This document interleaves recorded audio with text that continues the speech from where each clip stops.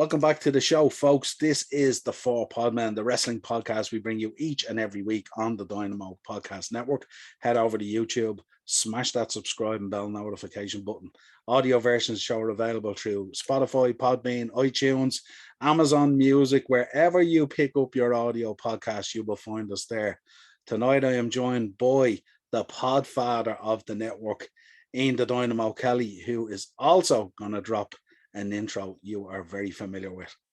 I'm glad you said that, because there's one thing that I want people to never, ever forget. And what is that? That is the talc, because I want to welcome every single boy and girl, man and woman, whatever you may be out there in 2021, to Dynamos Dozen, the podcast that we bring you each and every single week, where we talk about whatever may be on our minds, from pro wrestling, sports, entertainment, music, movies, muesli, fresh socks and jogs, and everything in between. And I've already mentioned, don't forget the talc, but just in case I forgot to say it, or in case you just happen to turn away as I said it, never, ever forget the talc. Just don't get caught with it. Nice, very nice.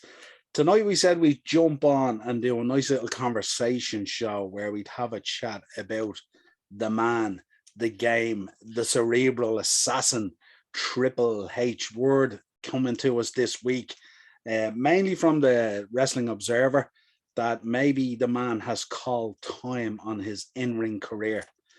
So we said we'd have to come on, have a chat about this man, the impact he's had on the wrestling world, the unbelievable entertainment he has provided us over the years.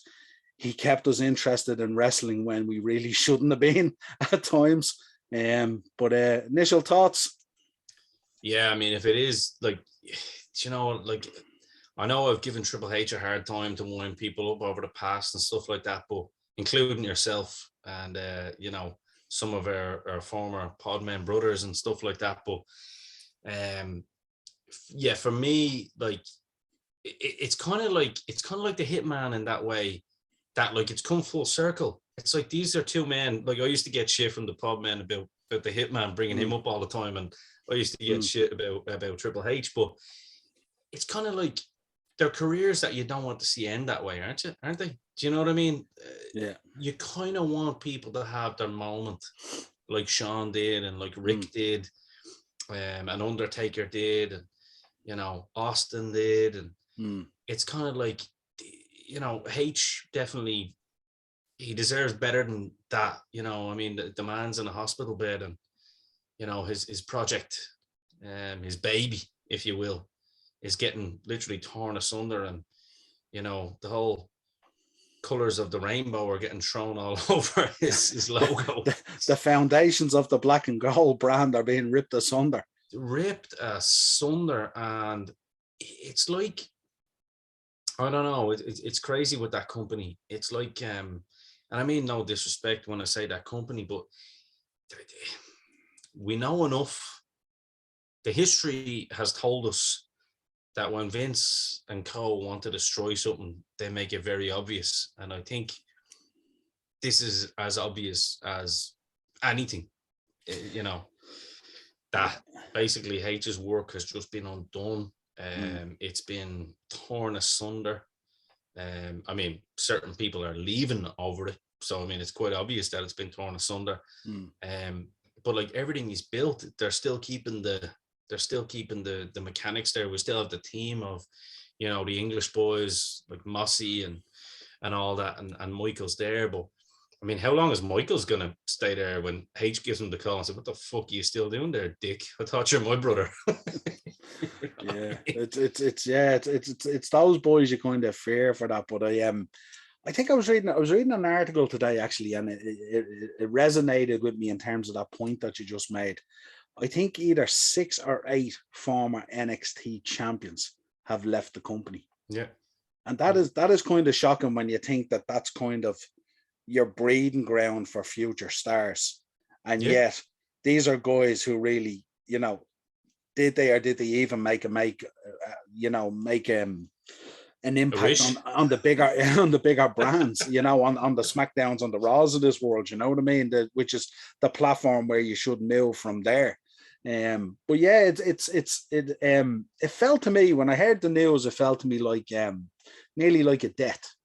And in a death insofar as if I can explore that, you know, the way Hogan talks sometimes about Terry Bollea is a different guy to Hulk Hogan, like they're nearly two different people. And you find with these guys as well, like Paul Levesque and Triple H. Paul Levesque is not something to us. It's not something we're involved in. Triple H is something we're 100% in on.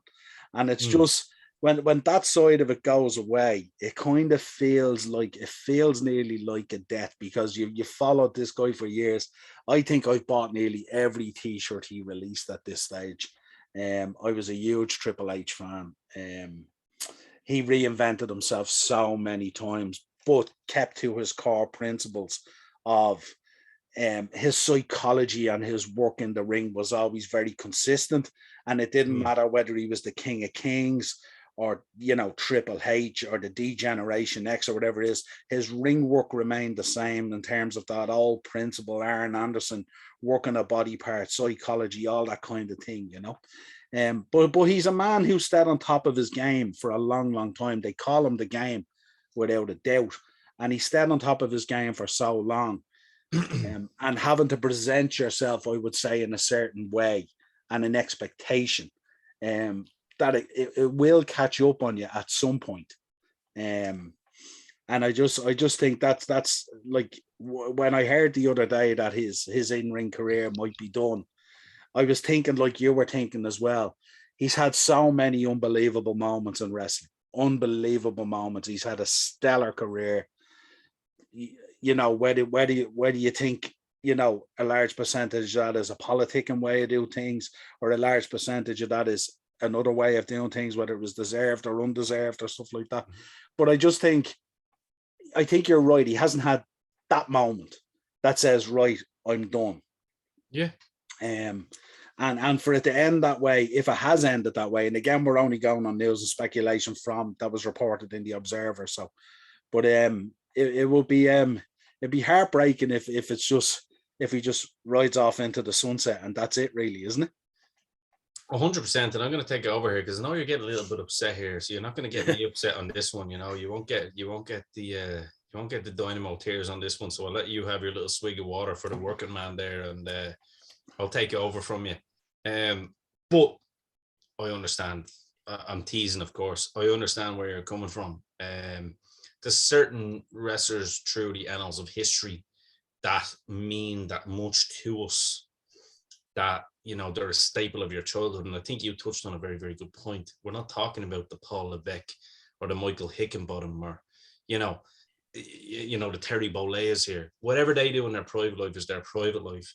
But we've grown up and kind of watched certain people within the world of professional wrestling and even football, whatever your sport is. You know, there's people here that probably are just listening to this because they've nothing else to listen to.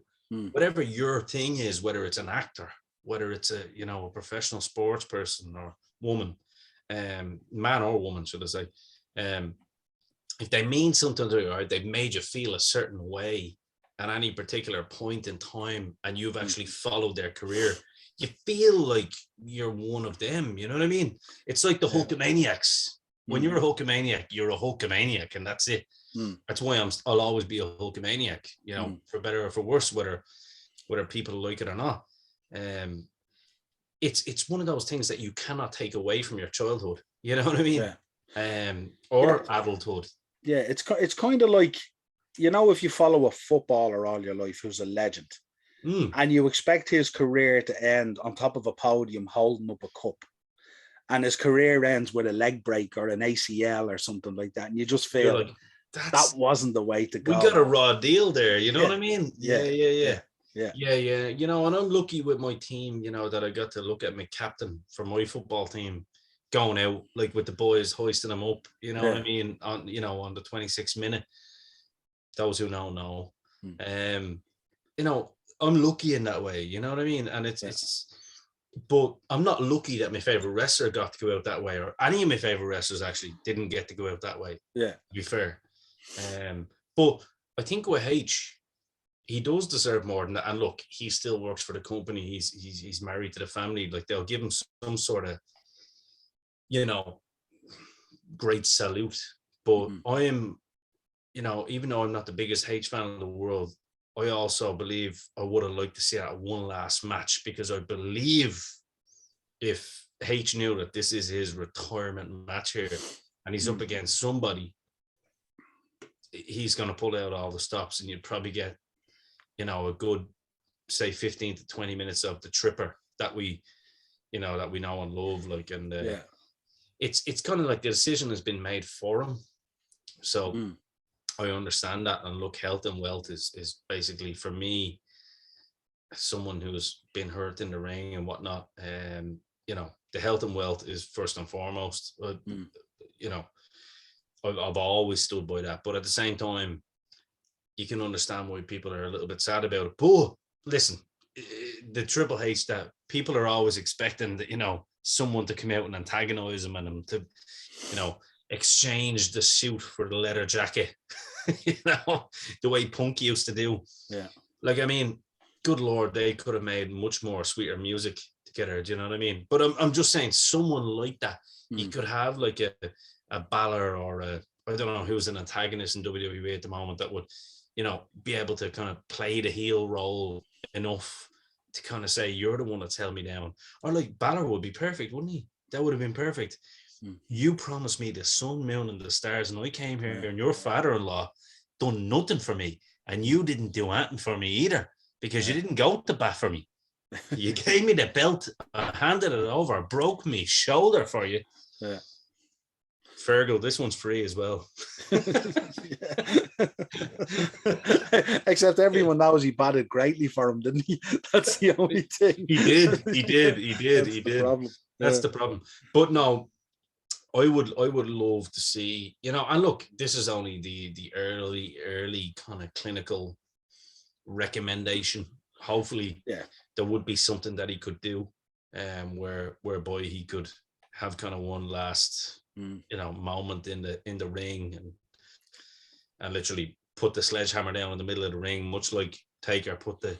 Yeah, I'm trying to get you going now, you know. Yeah, the sledgehammer is his version of the urn, really, isn't it? Exactly. Do you know what I mean? I saw you there. I'm watching your eyes here. Yeah, like... I'm listening. I'm listening. I'm listening. Don't worry. Yeah. But look, like I said, I like to have fun with people about, you know, H and you know, the kind of beef he's had with my favorite and stuff like that. But look, all joking aside, I mean, you're talking about someone that has done a lot for the business, especially in the modern day, and bringing some of that legitimacy back. And I mean, even look, I mean, I think this is just a natural transition into the way WWE is going into a potential sale, which, you know, I will be definitely deep diving into. And I'm sure I'll bring you on during that, Niall. I'll be definitely doing some deep diving on Dynamos into a potential sale, because I think it's inevitable. I think it is absolutely inevitable at this point.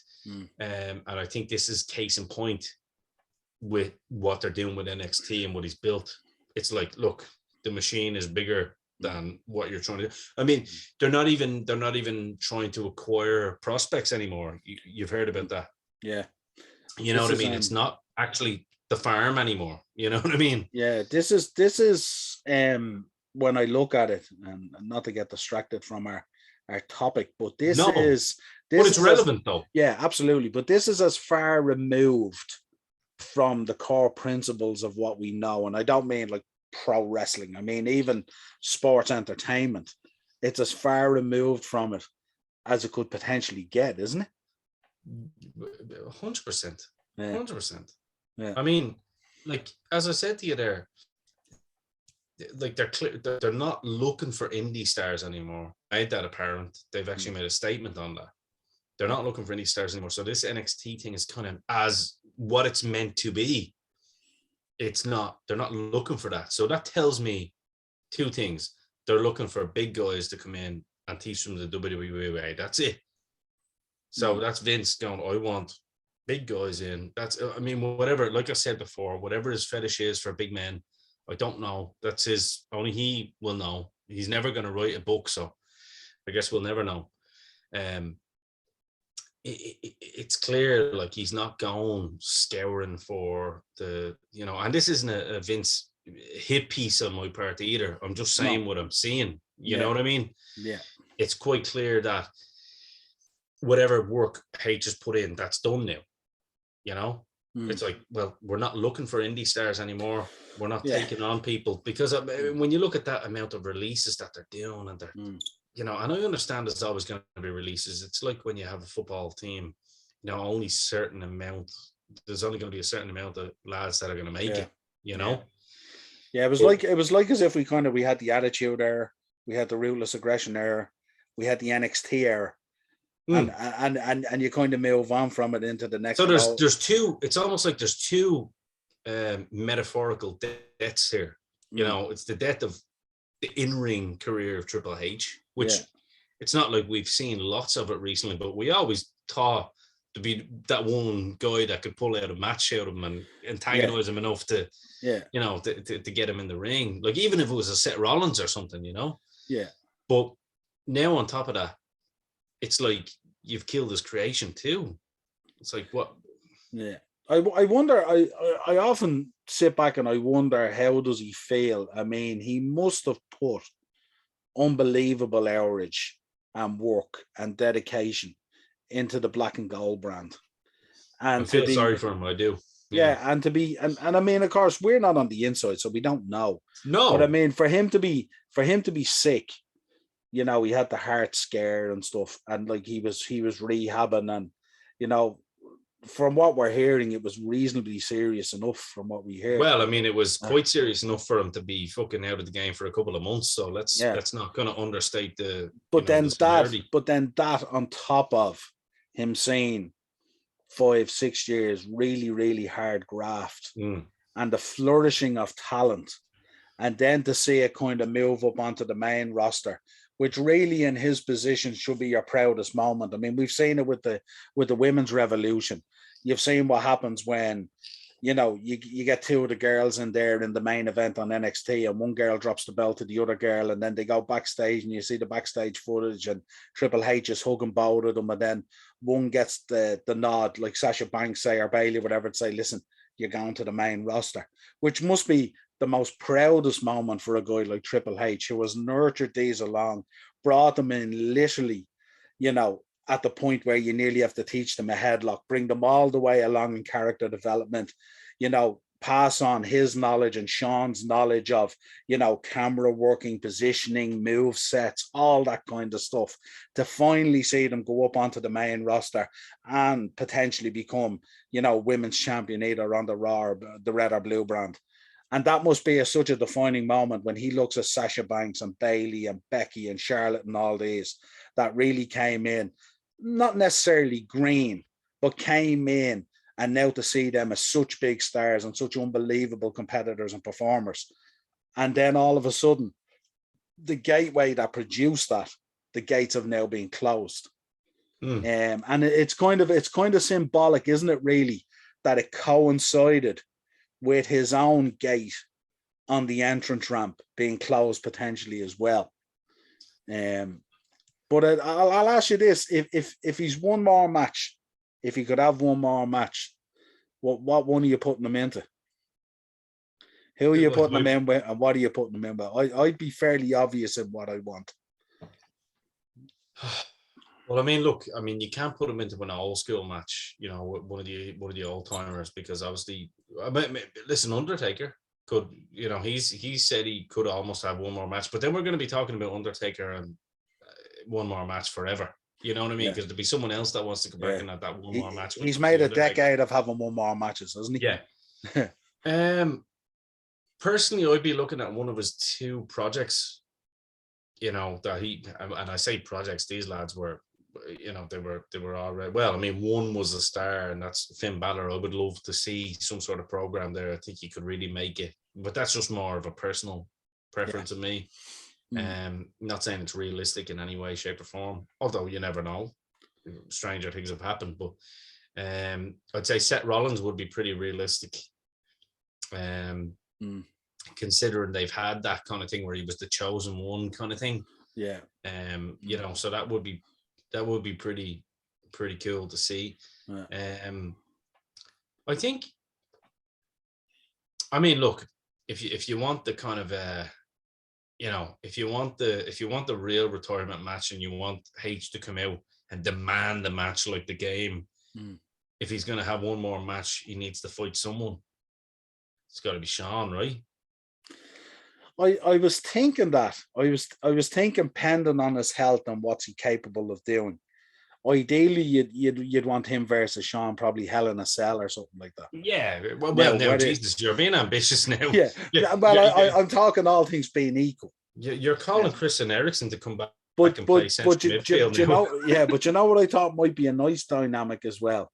If you had him versus Randy Orton with Sean as referee. That would be nice, actually. Yeah. Randy would be a good show. Yeah. I mean, look, Sean supposedly retired, but then, he accepted a paycheck from the Arabs over in Saudi Arabia. So, his word is definitely not worth a lick, in my opinion, anyway. Has it ever been? Let's be real. Listen, someone's got to pay the bills. Oh, Vince is paying his bills. His bills have always been paid. The man's lights aren't going out. When those dollars hit your bank account, they're no different than any other dollars once they're lodged. Exactly, yeah. But like, we're talking about morals here, so we're gonna keep Shawn Michaels out of that sentence. Yeah. We're talking about pro wrestling as well, so we're not going to get too entrenched in morals. Exactly. These boys can flip on a dime. You know what I mean? Literally.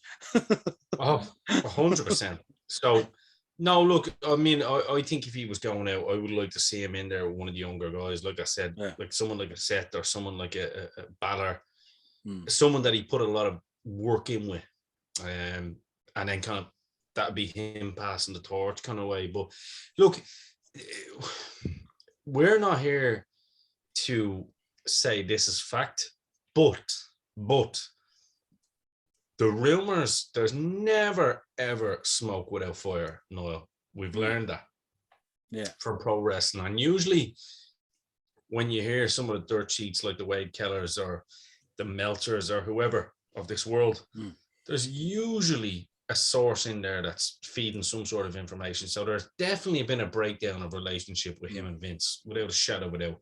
And listen, imagine, touch wood, it's not the case, but imagine Tripper had been, in a coma and waking up the fuck. This is what I kind of feel like. I've just been thinking you're in a coma in bed and you wake up and you go back to watch NXT and suddenly it's all this colourful jazz and you're going, what the hell, have I been gone for 6 years or 7 years or what? And Vince is standing there. By the way, their recruitment policy is gone. 3 months. Yeah. You know what I mean? So, like, there is definitely a breakdown on that, and that's obviously Vince shown H that he's boss. I mean, I think he has done it with his own son. So what made people think the son-in-law would be any different? I do not know. Look, I think if any company, whether it be, Comcast, whether it be Disney, whether it be whoever it is that ends up eventually taking over WWE, because like I said, I think this sale is inevitable over the next 5 years. And I'm happy to debate anybody on that 100%, because you can always tell the signs, you know what I mean? If Vince gets the figure he wants, it's happening. And it's just more for him to say, I created this, I can fucking sell it, and I've sold it. You know what I mean? There's not much left for him to do at his age, so I think that's inevitable, but that's a different conversation for a different day. But I think it is very, very, I think it's very apparent that the relationship between him and H is not the way it once was, I think. Yeah. Because obviously H was aspiring to be the next Vince, but he's a pro wrestling guy. Vince is not. You know what I mean? I think in some respects, I think Vince is a pro wrestling guy, but I just think that this wave has come over, and this whole sort of like the way business is done now in sports entertainment has come crashing onto the shores like a tidal wave and kind of he created, by the way. That drowned that a little bit. But you always did feel, didn't you? I don't know about you, but I always felt if it was sold off and Vince was on the way out, that we'd always get that other kind of version of the Kiss My Ass Club, wouldn't you? On the way out, that he always. Yeah. I think his ego would almost demand that. Yeah. But I definitely think, look, I think there is no doubt that Vince is, look, people can say what they want. Oh, what's Vince done for wrestling? Well, not a lot if you talk to the old timers in wrestling as the sport that we love and know. He's the one that's literally taken the wrestling out of wrestling. Like, let's not, he might have been you always hear he was a fan of Buddy Rogers and all these guys, and that's grand. But like, he's always tried to be adamant about it not being pro wrestling. So it's hard to know. And then, and as I said, you look at him and H at Loggerheads, like H literally made a company within the company that was pro wrestling, and Vince didn't like it. Yeah, because it was better than what he created. You know what I mean? It wasn't even that. It's just NXT became Raw, didn't it? Well, it became the brand.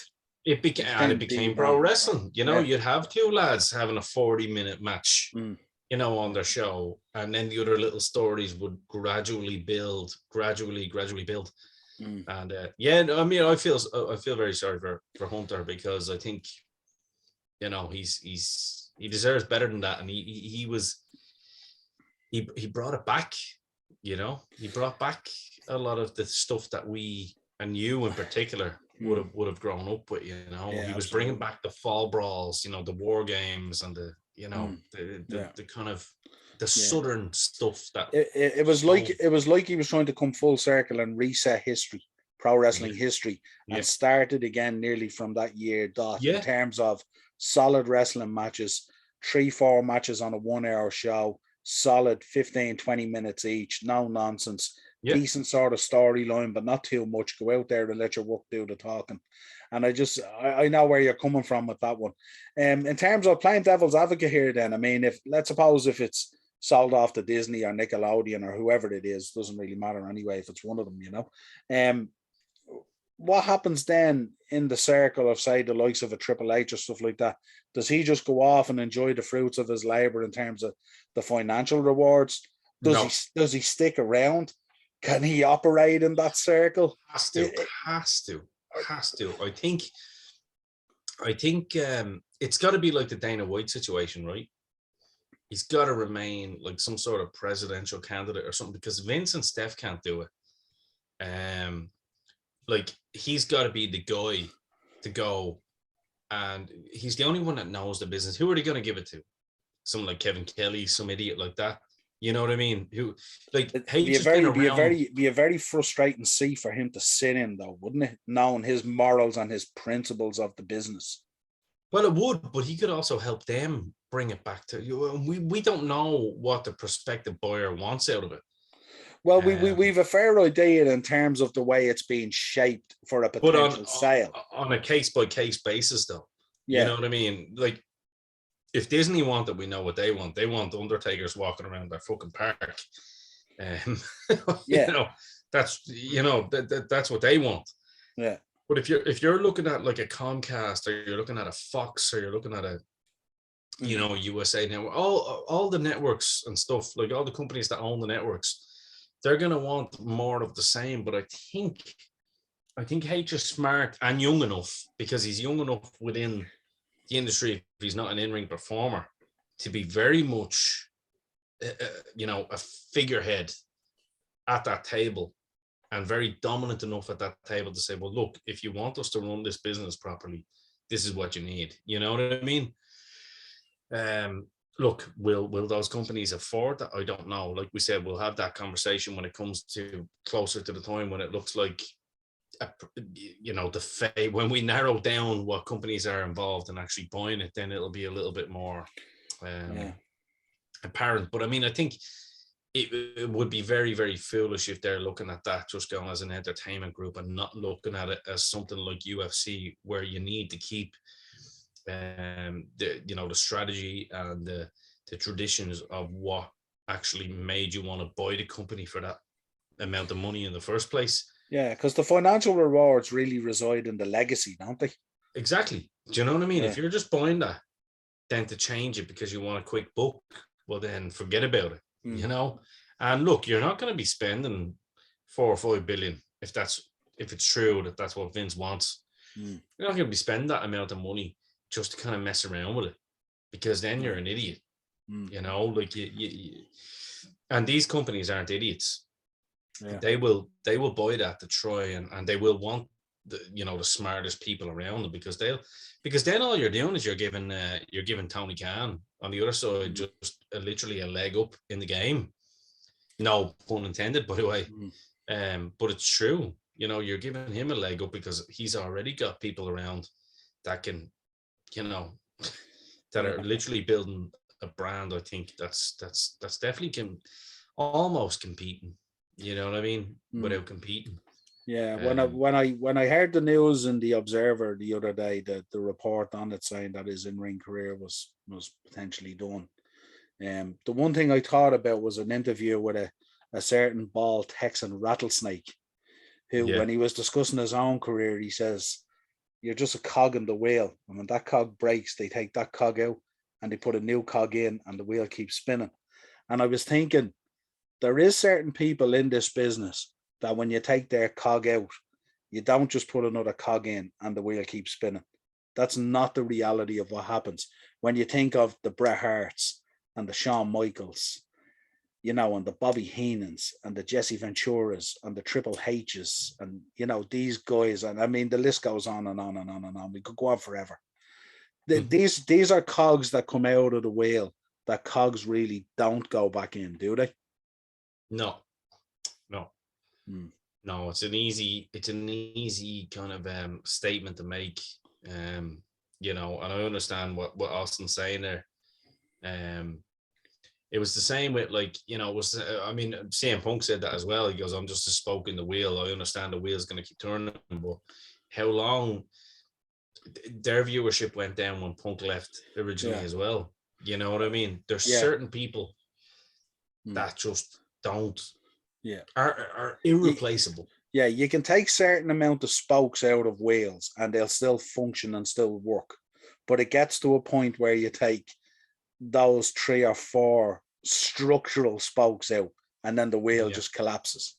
And Triple H to me would be one of those spokes. Now, obviously, I think so, especially behind the scenes. Like people, I mean, don't forget he was working on NXT, but then he was also working on Raw as well. And this is apparently where the breakdown, in relationship came between him and Vince, because they weren't agreeing on certain things. He wasn't, because Vince was bringing these guys up.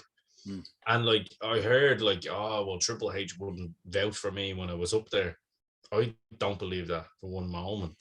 I think H was absolutely vouching for some of these guys and girls, depending on the guys and girls that Vince wanted up. Yeah.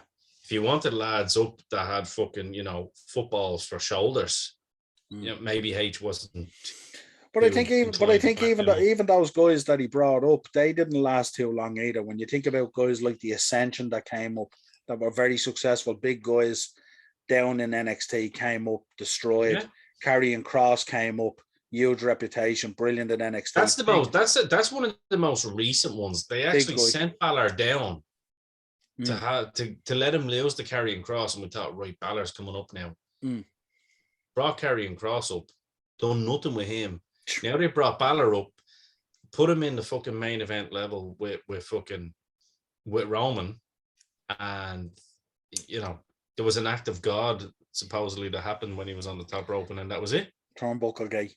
I told you that. I said, and you were adamant that they're going to do something with that, and I said to you, no, they're going to do nothing with that. I just don't know how you could just let that just watch and slide away after so much work, you know what I mean? I mean, if you're working, I know we have an axe to grind at times when we talk about creative and they bring in these writers who are clueless about business, stuff like that.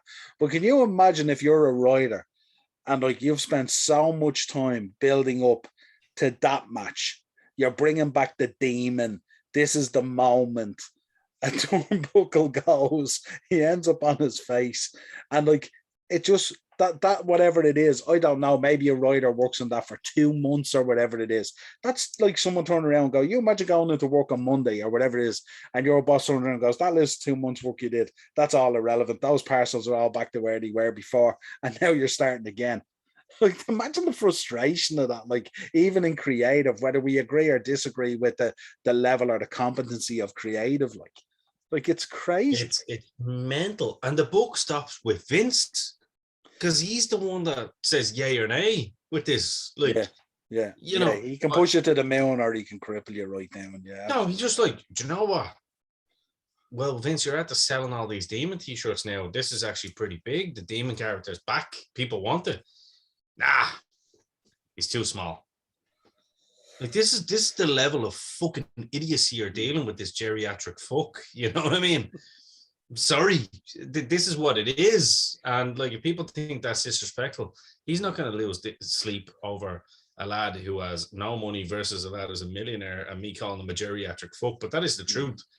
He should not be running the company anymore. And I mean, it's quite clear that he shouldn't be calling the shots anymore, because nobody really enjoys it much. Not the real fans anyway. I mean, and also considering the networks they're on, let's stop comparing them to AEW.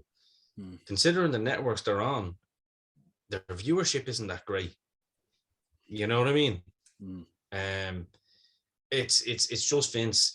He likes big, shiny, arms. I don't know what it is. He's obviously got some sort of, like I said, fetish for big men. He likes to, visualize whatever's underneath the fucking clobber or something, whatever he's into. I don't know. That's his cross to bear. But it's very strange. It's very strange. Like, I don't know. I see that company being a far better company with Triple H in it, and with Vince him McMahon leading not. it, preferably. You know what? And Vince McMahon not. 100%. So Don't wish any ill will on Vince, of course. I'm just saying. Yeah. I think he should enjoy some sort of retirement now. Do you know what I mean? Yeah. But he's like Dexter.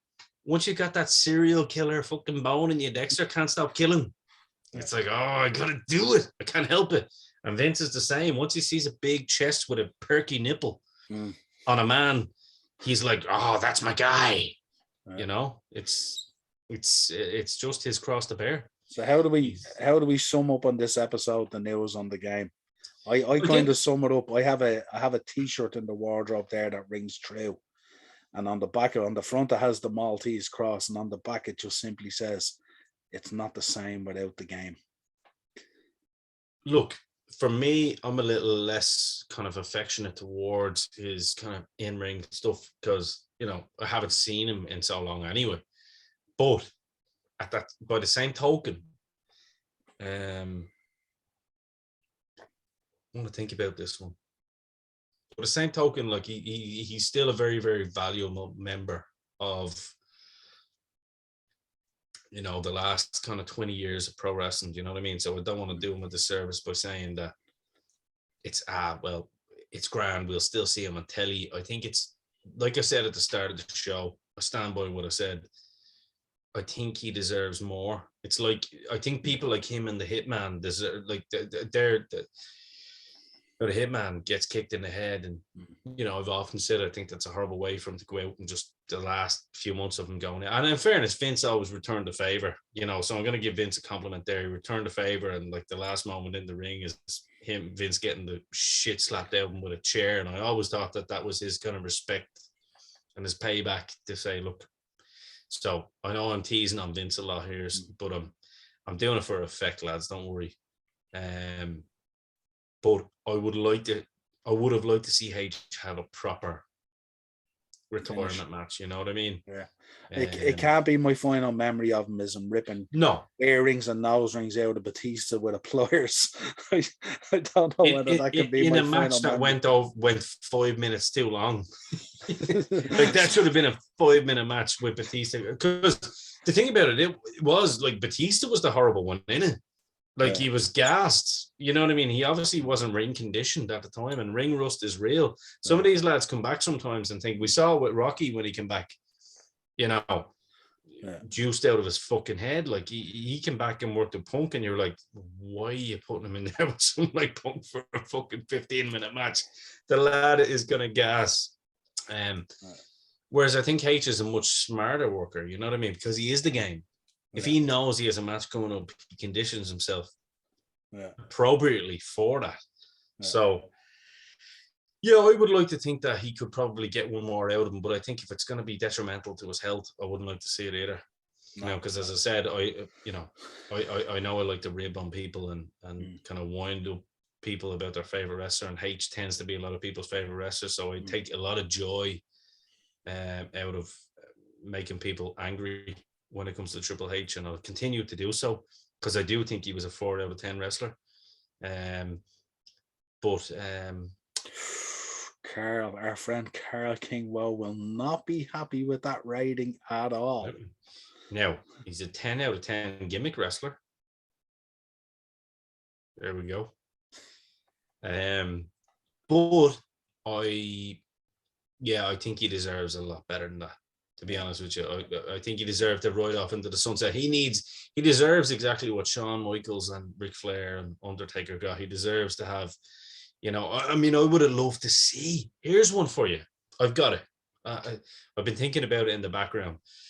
I would have loved to see his last match with Roman Reigns and him to put really the rub on Roman, to come back and be fucking fed up. He could put him and Roman in a program where it's like, I'm the fucking fan. You know what I mean?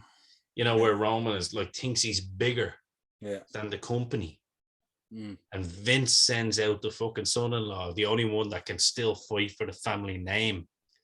You build a 2 or 3 month program with that building up to WrestleMania, gold. Because the promos would be fantastic. You could have H as the babyface, because then you're building up into his retirement match. So you could have H as the babyface, which he could still pull off because people would sympathize and be behind that character. And then you have Roman being put over clean in the ring. It's like it's golden.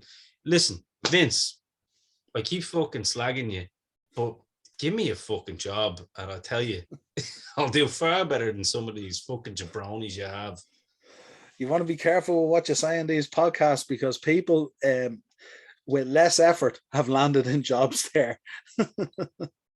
Absolutely, yeah. But I stand by my morals with pro wrestling, and I'll tell you one thing. Well, he can slap me in the face when we go in, if that's okay. If he's paying me fucking 60, 70, 80 grand. Yeah. No bothers. But yeah, it's been a great chat about Triple H. And what do you think of that, though? Just on the last one, him and Roman, that would be a perfect way for him to bow out, wouldn't it? Yeah, I think so. Yeah, yeah, absolutely. Because he's leaving it in the ring. You know what I mean? He's literally saying, "You're the guy.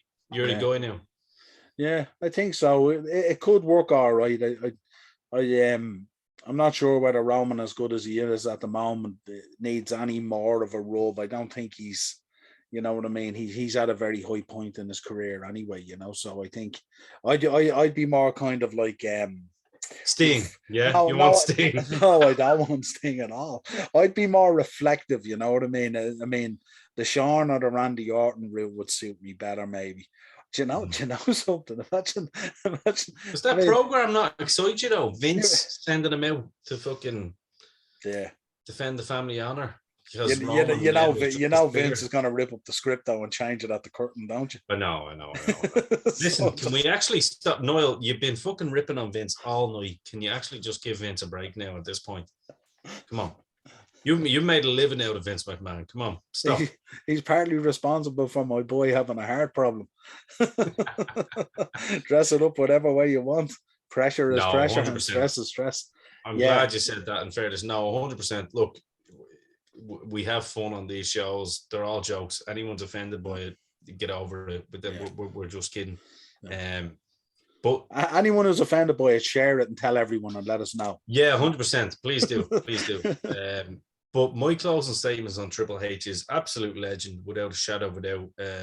Came at a time, as I said, into WWE where he was a breath of fresh air, changed his fucking look completely. I've never seen someone change their look completely from, you know, the kind of, you know, Lord of the Manor type character. No offense, Paul Tracy, but like that's, you know what I mean, Lord of the Manor type character, and then completely turning into a badass.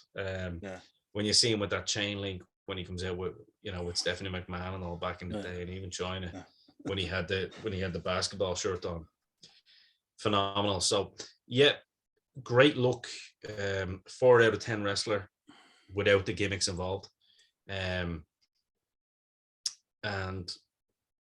yeah, deserves far better than what he's getting. Yeah, we'll wait and see what the send off is, if it happens, or if it rings true what the reports are that he is potentially doing in terms of in ring.